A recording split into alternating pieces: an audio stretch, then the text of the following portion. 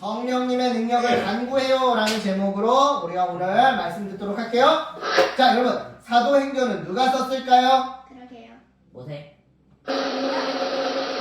누가 썼어요? 누가? 썼지? 누가가 썼어요. 누가 썼지? 영어 이름으로 루크. 니가. 이 누가는요, 의사였는데요. 신약 성경에서 누가복음과 사도행전을 기록했어요. 그러니까 어떤 의미에서는 신약 성경의 거의 절반 이상을 이 누가가 기록한 셈인 거죠. 그래서 사람들은요, 누가복음을 누가 1문서, 사도행전을 누가 2문서라고 부르곤 하는데요. 내용을 봤을 때 누가복음은 예수님의 탄생부터 승천하시기 전까지를 기록했다고 한다면, 사도행전은 예수님의 승천부터 성령님과 교회를 통해 복음이 전파되는 내용을 기록하고 있어요. 즉, 이 두 책은 함께 연결되어 있는 책이더라 이 말이죠. 아니나 다를까 실제로 누가복음에서 기록된 예수님의 모든 말씀이 교회에 그대로 적용되고 성취되는 역사를 우리는 이 사도행전을 통해 확인하게 되는데요. 오늘은 그 첫 번째 날로 부활 이후에 하늘로 다시 승천하시면서 돌아가시면서 성령님을 보내주시겠다고 약속하시는 예수님의 이야기를 살펴보도록 할게요. 그럼 우리 말씀 속으로 한번 들어가 볼게요. 자, 우리 먼저 오늘 본문 1절 말씀을 함께 읽어볼게요. 시작! 데오빌로님, 나는 첫 번째 책에서 예수께서 행하시고 가르치신 모든 일을 다루었습니다. 아멘. 자, 여러분, 지금 여기에서 누가는요, 데오빌로라는 이름을 부르면서 과거에 이미 첫 번째 책을 썼었다고. 그러니까 지금 이 사도행전은 데오빌로에게 쓰고 있는 두 번째 책임을 암시해주고 있는데요. 그렇다면 질문, 누가가 데오빌로에게 쓴 첫 번째 책은 무엇이었을까요? 바로 누가복음이었어요.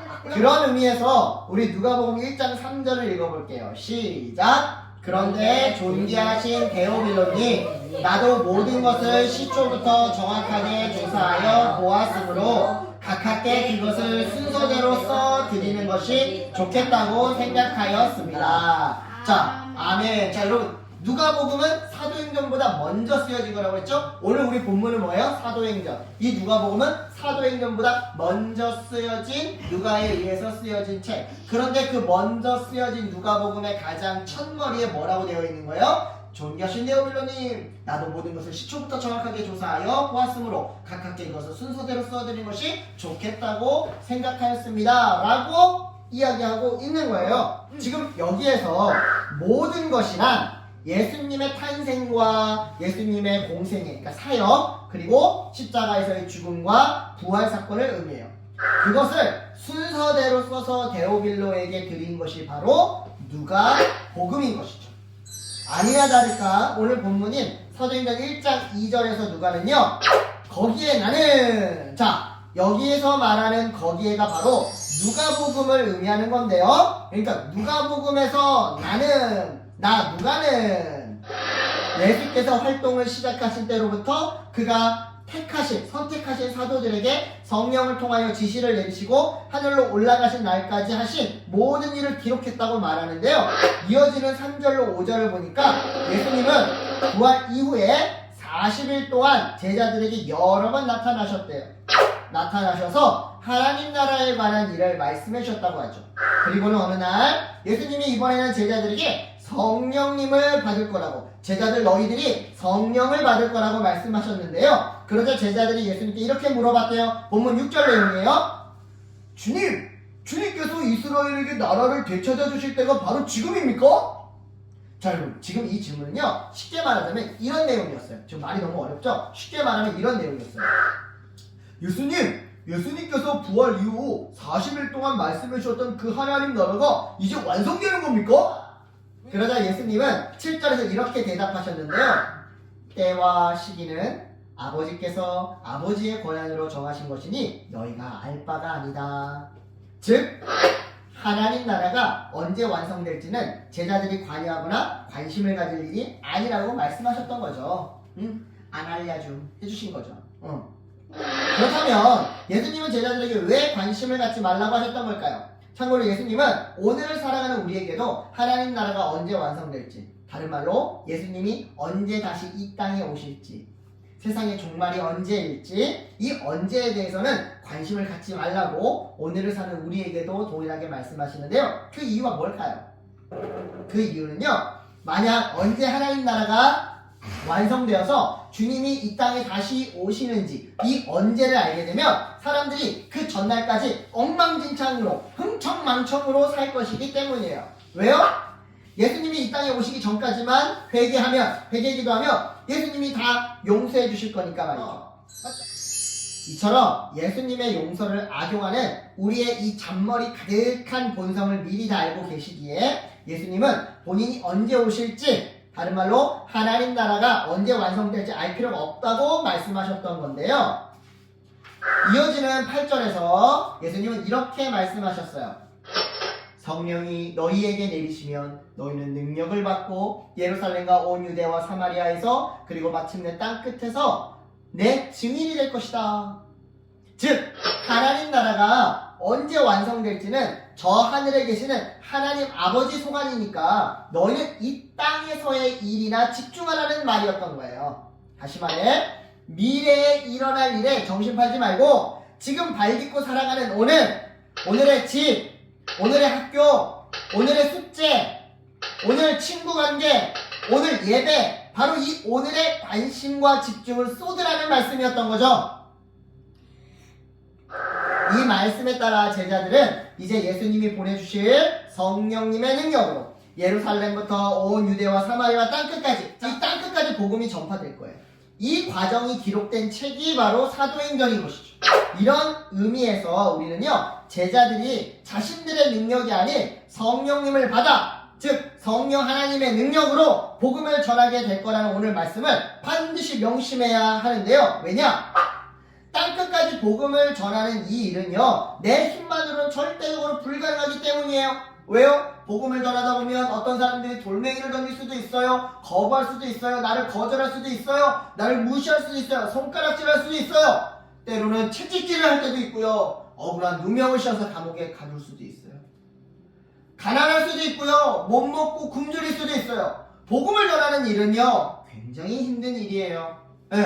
그래서 성령님의 능력 없이 내 힘만으로는 불가능하기 때문이죠. 또 내가 복음을 전한다고 해서 저 사람이 꼭 믿을까요? 사람의 마음을 움직이는 것만큼 가장 어려운 것은 없기 때문에 복음을 받아들이는 것은, 저 사람이 내가 전한 그 복음을 받아들이는 것은 성령 하나님의 능력이 반드시 필요한 일이거든요. 오직 예수님의 능력을 받아야지만 가능한 일이기 때문이에요. 그런데 이때 성령님은 누구예요? 예수님이에요. 로마서 8장 9절을 보면 성령님은 예수님이에요. 따라서 예수님의 능력을 받아야지만 가능한 이 일이 또한 누구의 능력을 받으면 가능한 거예요? 바로 예수예요. 성령님. 그래서 예수님은 본문 8절에서 끝으로 성령을 강조했던 건데요. 이 말씀을 끝으로 9절에서 예수님은 하늘로 되돌아가셔요. 그리고는 10절로 11절에서 천사들이 나타나 제자들에게 이렇게 말하죠.